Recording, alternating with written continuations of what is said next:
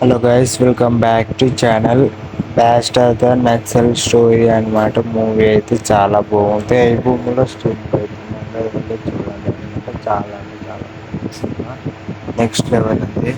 ఈ సినిమా అయితే కర్ణాటక, బెంగళూరు, మహారాష్ట్ర, మన ఆంధ్రప్రదేశ్లో అయితే ఛత్తీస్గఢ్ రాష్ట్రాలలో అయితే ఇలాంటి చాలా జరిగింది.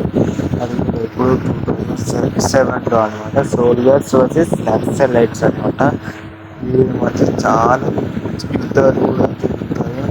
నక్సలైట్స్ మాత్రం కొంతమంది